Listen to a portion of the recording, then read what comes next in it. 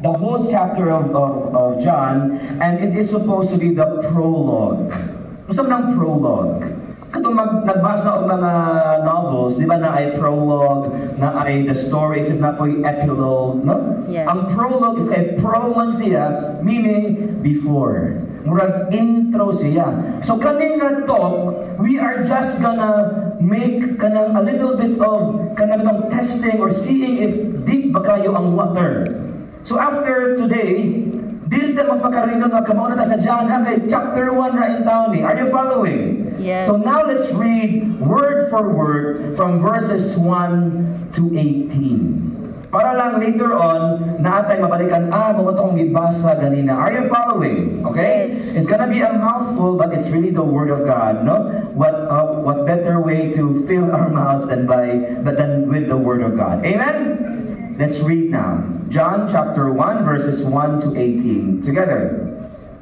In the beginning was the Word, and the Word was God, and the Word was God. Very powerful. He was in the beginning with God. All things came to be through Him, and without Him nothing came to be. What came to be through Him was life, and this life was the light of the human race. The light shines in the darkness, and the darkness has not overcome it. A man named John, sent from God, he came for testimony, to testify to the light. Say, testify to the light. Testify to the light. So that all might believe through him. He was not the light, but came to testify to the light. The true light, which enlightens everyone, was coming into the world. He was in the world, and the world came to be through him. But the world did not know him. He came to what was his own, but his own people did not accept him. But to those who did accept him, he gave power to become children of God. To those who believe in his name, who were born not by natural generation, nor by human choice, nor by a man's decision, but of God. And the Word became flesh and made his dwelling among us. And we saw his glory, the glory as of the Father's only Son, full of grace and truth. John testified to him and cried out, saying, "This was he of whom I said, the one who is coming after me ranks ahead of me, because he existed before me." Pause. If you remember, John was the elder of Jesus, right? Una siyang natao compared to Jesus, right? But John is saying here, spoiler alert, it's about Jesus. He's saying na he existed before me. How can somebody born after you exist before you? Are you following? So there's codes here, no? From his fullness we have all received grace in place of grace. Because while the law was given through Moses, grace and truth came through Jesus Christ. Finally, gipanganlan na niya ang iyang kipasabot. Last verse together. No one has ever seen God. The only Son, God, who is at the Father's side, has revealed him. Allah. The Gospel of John is as important as Genesis. Why? Here's the explanation. If the Genesis is a story about creation, John is a story of new creation. Kung nakabantay mo from the start up until nahuman, or wa mo kabantay ato nang ituki karon, makita nato nga hala, naalagay parallels sa Genesis nga story of creation o kang John nga prologue. Ang sugod sa iyang gospel pareha lagi dating sa Genesis. Genesis 1 verse 1 says, "In the beginning, when God created the heavens and the earth." Muna siya sugod sa Genesis. Unsa kang John 1 verse 1. In the beginning, di ba? In the beginning, Iyapon, in the beginning. Again, kung kita mga Pinoy nagbasa ani, ano man di ay? But no, kung mga katong Jews ang mga nagbasa ani, kuha kay nila nga ipasabot ni John ang Genesis o ang akong gospel pareha, parallel. Amen? In the beginning was the Word, and the Word was with God, and the Word was God. Muna siya ang first. No? So, even in the first pages of Genesis, sa sugod, the book of Genesis, Jesus was actually already there. Amen? He was already there. Muna ipasabot ni John, because we now know, of course, ang mga tao sa una wala nakasabot, but kita karon, because we are Catholics and Christians, we know that the Word is Jesus. Right? So John was saying, in the beginning was the Word, and the Word was with God, and the Word was God. Hala, Word is Jesus. And then when we read, cross-reference, in the beginning, when God created, hala, ang Word of si God, naananay, si Jesus was already in existence. Hence, itong giingon ni John na He existed even before me. Amen? Atong padayunon. He was, verses 2 to 5, He was in the beginning with God, all things came to be through Him, and without Him nothing came to be. What came to be through Him was life, and this life was the light. Say light. Of the human race, and the light shines in the darkness, and the darkness has not overcome it. Now question, unsa ang first na create ni Lord sa Genesis? What did He say? He did not do, He did not touch, He spoke, meaning Word. And what was the first thing that the Word created? Light. And here in John we read nga na ay light nga dili overcome sa darkness. Are you following? So John is saying here, come and see Jesus, because the proper recipient of light is sight. Are you following? Next, a man named John was sent from God. He came for testimony to testify. Number one, no? So that all might believe it through Him. He was not the light, but came to testify. So kaduha na po gibalik-balik, and again we've been doing this in our Bible studies. Kung balik-balik kung gani ang word, meaning na ana siya ay gipasabot. So in these verses, John is saying, come and hear Jesus. Kaya kung naay mulitok, dapat na ay maminaw. Amen? Atong balik ko na po ang next, no? Atong ang next. The true light which enlightens everyone was coming, say coming, into the world. He was in the world, and the world came to be through Him, but the world did not know Him. He came to what was His own, but His own people did not accept Him. Again, repeat na po ang word na coming, or came. Meaning na ay ni anhi. Nganong ni anhi, kay ang message ni John ani, come and experience Jesus. Not just see the light, not just hear the testimony, but to also experience the very presence of God, physical, true man and true God, coming down from heaven para ang katawhan niya ma-experience ka siya. Di lang na maghuna-huna, di lang na mag-imagine. No! Christ, not symbolized or represented by this crucifix. He really came para mahikapan yun, magakos. Siya po makahikap nato, makagakos nato. Amen ba? Amen. Amen? Amen. Are you still following? And again, this is a Bible study on the prologue, on the book of John, intro atong gisadihan karon. Na ako'y point later on, so ato na nintiwason ang iyang kuwan, ha? But to those who did not, verses 12 to 13, accept Him, who did accept Him, He gave power to become children of God, to those who believe in His name. Do you believe in His name? So we have all been given the power to become children of God, who were born not by a natural generation, nor by human choice, nor by man's decision, but God's decision.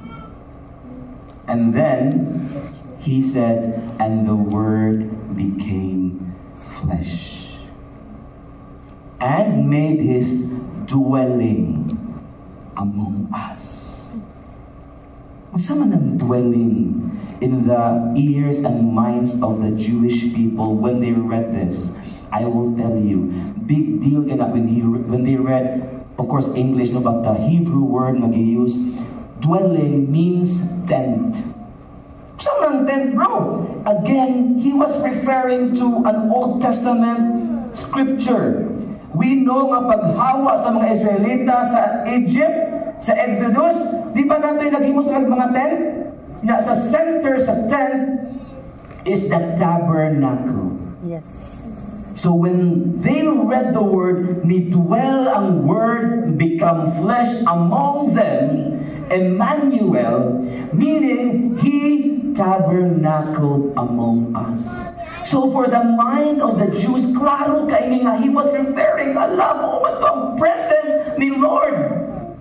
So kanina ang word na become flesh na si Jesus is the new tabernacle. Amen? Padayon ta, and we saw His glory, the glory as of the Father's only Son, full of grace and truth. Again, no, Bible study ta. In the Hebrew gospel, or sa understanding sa mga Jews, kani-kaning, when you read it, the glory of God. Say, glory of God. Glory of God. This is again a reference to the Old Testament. Because this is the cloud of glory. If you remember the of Exodus accounts, no, na inig naagani ang presensya sino na ay cloud no mo kunsan sa tabernacle, to fill the tabernacle. Do you remember that? Kana na cloud is the visible manifestation of the presence of God mismo. Now when John wrote this, he tabernacled among us, and he was the glory of God, and he was full of grace and truth. If you remember ang transfiguration o ang ascension ni Lord, that was the manifestation of God's glory. Kung sabihin sa understanding sa mga Jews ang grace of truth, it is, the word used is chesed. Say chesed. Chesed. Hanaw lang si Muto pa yung mga ina, chesed. Ang meaning sa chesed, full of grace and truth. Now, before tamo padayon, I will show you some pictures. And I want you to shout out unsa na nga kind of character ng tawhana. May meaning na ay character, but unsa na siya nga tao? Buutan ba? Strong ba? Unsay description na ng tawhana? Anak na character. Okay? Are you ready? Number 1, go. Shout. Unsay character niya? Description. Serious. Fighting crime. Right? Justice. Vigilante. Right? Next. Fast. Next. Say guwapo. Ang actor guwapo. Dito. So, sabi, strong, guwapo. Sige, guwapo. Description na. Next. Kailangan na? Katong kalakal? Ba? Gento? Masama yung description sa SB19? Talented. Kani? Masama yung description na na?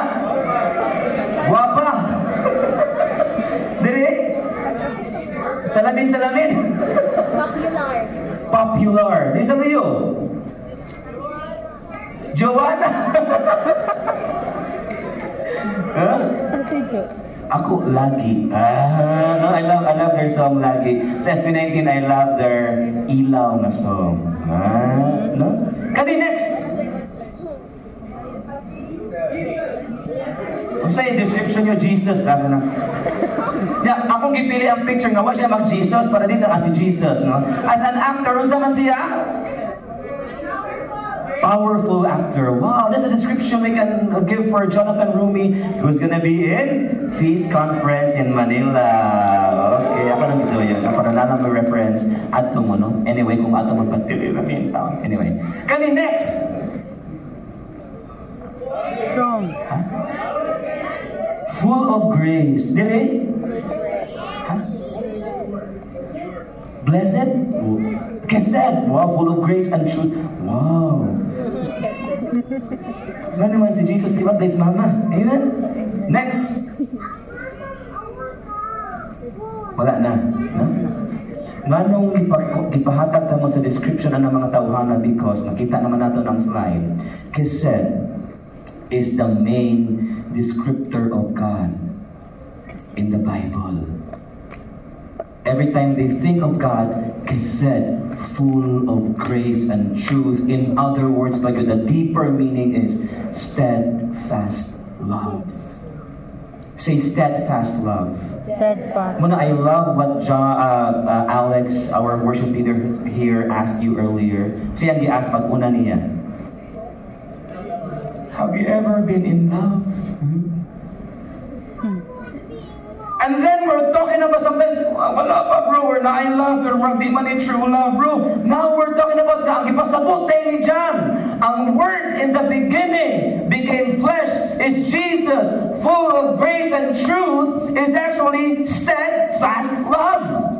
Ang atong Ginoo, ang steadfast love, muna ang ipasabot ni John sa iyang intro. Because the whole book of John is going to zero in on the very person of Jesus, the second person of the Holy Trinity. Sa intro pa lang dahil yung iklaro nga kaning Ginoo, nahimong tao, Ginoo gihapon, nahimong pong tinuod na tao, is here, and we need to see, hear, and experience Him. Para ato yung ma-live ang kinatibuk-an sa atong pagtuo. The fullness of our faith is in Jesus. Amen? I don't know about you, some of you here may be looking for that kind of love. And I don't know why you're here today. You've been actively looking for that kind of love. And guess what? Today, that has been answered. Jesus is the steadfast love of God. Amen? Atong padayon nun. Okay ba mo? Okay, nag-study na atong gitiwas na no? Para intro na niya para ang point later on. Next. Verse 15. John testified to him and cried out, saying, "This was he of whom I said, the one who is coming after me ranks ahead of me, because he existed before me. From his fullness we have all received grace in place of grace, because while the law was given through Moses, grace and truth came through Jesus Christ." Again, I referred to the fact that John was writing in parallel with the creation story of Genesis. Did you know basta I really encourage you mga Katoliko, mga Kristiyano dire, or mostly Catholics dire, please dive deeper into our scriptures. Kanang maingon ang uban na, ang pinakatunan, masagot ka na doon. Ayaw paghuwag na spoon feed. Right? If you're really serious about knowing who Jesus is, nagipakataw ka or you converted to the Catholic faith, meaning there's a purpose na nung nahitabo na tanan. Now, when you look into the history of our church, that got very, very big treasure trove of amazing facts and realities, spiritual realities na, o physical realities na, kung imo lang, hindi ka mahuman. It will take you more than 1,000 lifetimes to really dive into the truth of our faith. Muna akong encourage na as we start our 10-session series with today, be excited because not a lot of people will go through this kind of Bible study. Amen? Tanawa na to, nga nung giunsa man pagparallel ni John ang iyang gibuhat, iyang gisuwat, yes, yun na pagpariha ang structure sa Genesis. Again, katong mga nagbasa yun ng mga Hudiyo sa una, klaro kaayo para nila ang gibuhat ni John. Here, I'll show you lang the slides. Sa Genesis creation story, muna nitabo, ang day 1 ni match sa day 4. Take note na lang mo ha, basahan na lang ninyo ha. Ang day 1 ni match sa day 4, ang day 2 ni match sa day 5, ang day 3 ni match sa day 6. Now, giunsa pag-structure ni John ang iyang prologue, ingon ani. Ang part 1 is all about seeing, katong light, you remember? After that, ang part 2, and 1 o 4 na ito, ang parts 2 and 5 is about hearing, about John hearing the testimony and testifying. And also part 3 and 6 is all about experiencing how somebody came into the world and that somebody became flesh. So, the message is, come and see, come and hear, come and experience Jesus today. 6 naman to, di ba 7 days of creation man, bro? Asa man ay ka-7th? Atong diwason ng creation story. Atong Diyos ni John ang iyang intro. Okay, let's read 16 to the last verse. Are you ready? Hapit lang at the moment. Next, from His fullness we have all received grace in place of grace, because while the law was given through Moses, grace and truth came through Jesus Christ. No one has ever seen God. The only Son, God, who is at the Father's side, has revealed Him. Meaning, gikapi ni John ang structure sa creation story. Pero katong kang John man to, unsang day nahitabo sa Genesis day 7. Atong basahon. Then God blessed the 7th day and made it holy, because on it He rested from all the work of creating that He had done. But unsa man ang ending ni John? Di ba itong verse 18? Are you still with me? Yes. Dili pwede tiwason ni John ang iyang intro pareha sa day 7. Ask me why. Why? Because people did not yet know fully si Jesus. Iyan lang gi-intro si Jesus. Pwede niya tiwason, kaya kung tiwason niya, manayang gospel. Right? He had to show the life of Jesus. Like next week, we're gonna have a party next week, no? How Jesus was, how He lived, until 20 chapters later, we hear from the from the mouth of Jesus Himself, the conclusion of the intro of John. We can find this in John chapter 19, verse 30, and Jesus said, while hanging on the cross, it is finished. Why? Because for John, moment iyang kamatayon o resurrection, moment ito yung pinaka-highlight. Because of the cross. Are you listening? Yes. Because of the cross, all of us can rest. Amen? I don't know what kind of burdens you're bringing in your life right now, but God is saying, come and see, come and hear, experience Jesus right here, right now. Experience Him and go to the foot of the cross and rest in the Lord. Amen? So may relevance sa akong life ani karon, bro? Come and see. Have you ever experienced Jesus in a real way? Yes. Allah, sure? Yes. Ang ubang may pa sila, bro. Andun kayo sila, bro. Bro, mga galing na ako na rin nakita ako. I wanna experience Jesus. Right? Good question. Magtanong mo wala? Wala, no? Good reaction nila.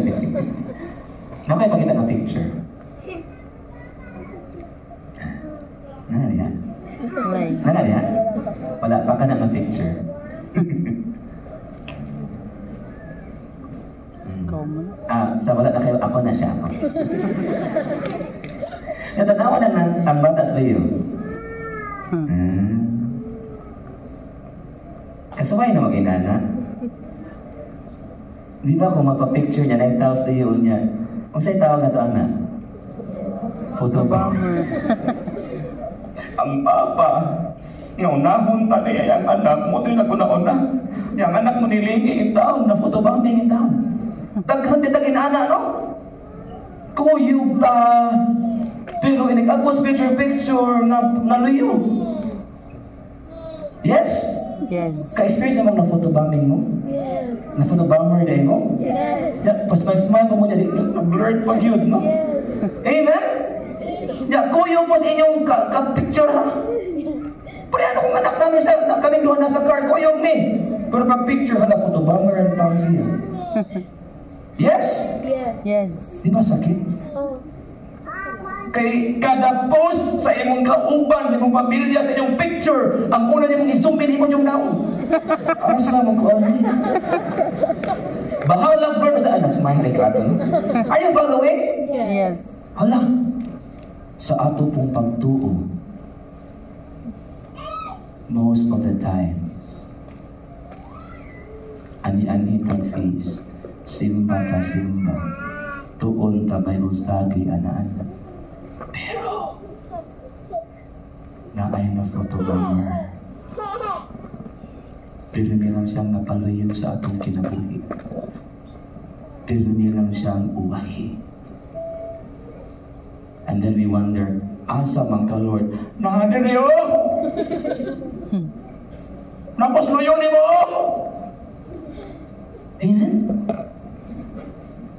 I believe, as we end this talk, that is the meaning of the invitation to come and see, hear, and experience. We know, you believe mo kahat that God is with us.